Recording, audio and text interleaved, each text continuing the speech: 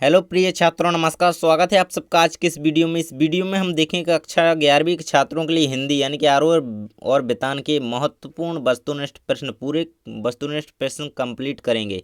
तो सत्य असत्य का चयन करें। इसमें हम सत्य असत्य देखने वाले हैं। जितने भी सत्य असत्य आपके आरोह और बेतान से इंपोर्टेंट बनते हैं हमने सभी इसमें डाले हैं।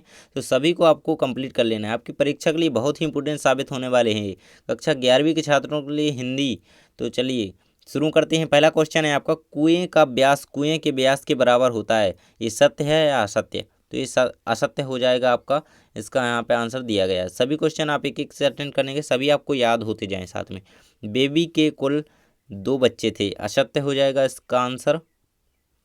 अगला क्वेश्चन है आपका, कबीर ने कर्म कांड का पर करारा प्रहार किया है। तो इसका आंसर बिल्कुल सत्य हो जाएगा। देखिए यहाँ पे सत्य हो जाएगा इसका। सुमित्रानंद पंत प्रकृति के चेतेरे कवि थे। इसका आंसर भी सत्य हो जाएगा। मीरा का अपने पति राणा के साथ दाम्पत्य जीवन सुखमय बीता था। इसका आंसर हो जाएगा असत्य। अगला क्वेश्चन हम देख लेते हैं। देखिए, आदिवासी लोग बेहद चतुर, चालाक और उच्च शिक्षा प्राप्त होते हैं। उच्च शिक्षा प्राप्त होती हैं। तो ये असत्य हो जाएगा, क्योंकि आदिवासी लोग चतुर चालाक नहीं होते, ना ही उन्हें ज़्यादा शिक्षा प्राप्त होती है। तो चंपा जी के पिताजी का नाम सुंदर था। तो ये असत्य हो जाएगा। अगला है, जयशंकर प्रसाद छायावादी कवि हैं। तो बिल्कुल सत्य हो जाएगा ये आपका।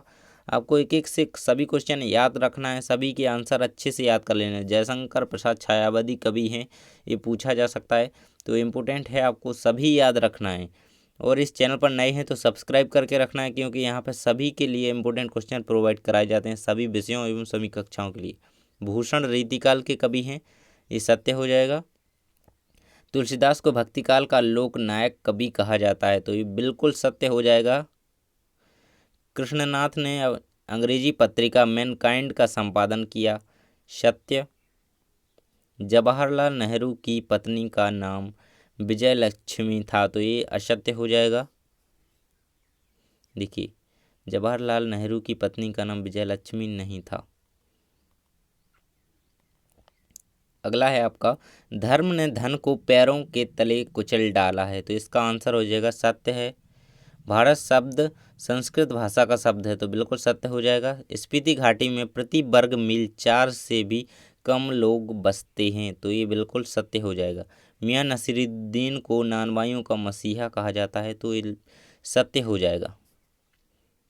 लॉर्ड कर्जन के शासनकाल का अंत अति सुखांत था। असत्य।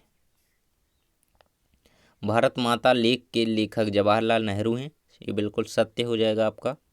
सभी क्वेश्चन आपको याद रखना है। और चैनल को सब्सक्राइब नहीं किया तो प्लीज़ सब्सक्राइब कीजिए। मियां नसीरुद्दीन पाठ के लेखक प्रेमचंद हैं। ये आपका असत्य हो जाएगा।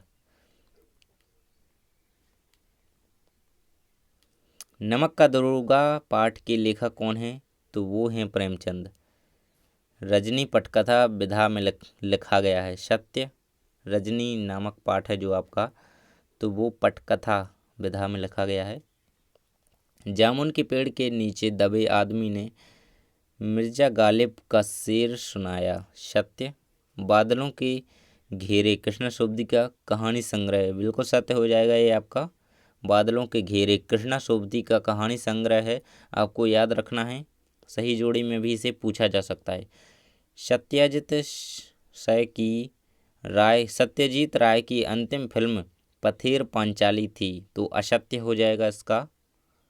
अगला है, प्रेमचंद के बाद कहानी के क्षेत्र में कृष्णचंद्र का नाम आता है। तो इसका सत्य हो जाएगा इसका आंसर।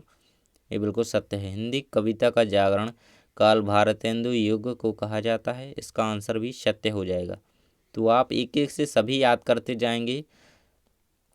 और पिछले वीडियो आपने नहीं देखे जिसमें हमने आपकी बिल्कुल गद्य खंड पूरा कंप्लीट करा दिया है, तो वो भी आप जा कर के देख सकते हैं। आपको आई बटन में वीडियो मिल जाएगा, नहीं तो डिस्क्रिप्शन में दी गई लिंक से देख सकते हैं। महाप्राण के नाम से प्रख्यात कवि जवाहरलाल नेहरू हैं। तो ये असत्य हो जाएगा। अगला है, जायसी ने ब्रजभाषा में काव्य रचना की है। तो असत्य हो जाएगा। लौकिक साहित्य रीतिकाल की विशेष उपलब्धि है। तो ये हो जाएगा आपका सत्य। अपने घर की तलाश निर्मल पुतुल की कृति है। तो ये हो जाएगा सत्य। अगला है, किसान की पत्नी दवा दारू के बिना ही स्वर्ग सिधार गई, तो ये सत्य हो जाएगा। मीरा ने श्री कृष्ण को पति के रूप में स्वीकार किया, सत्य हो जाएगा।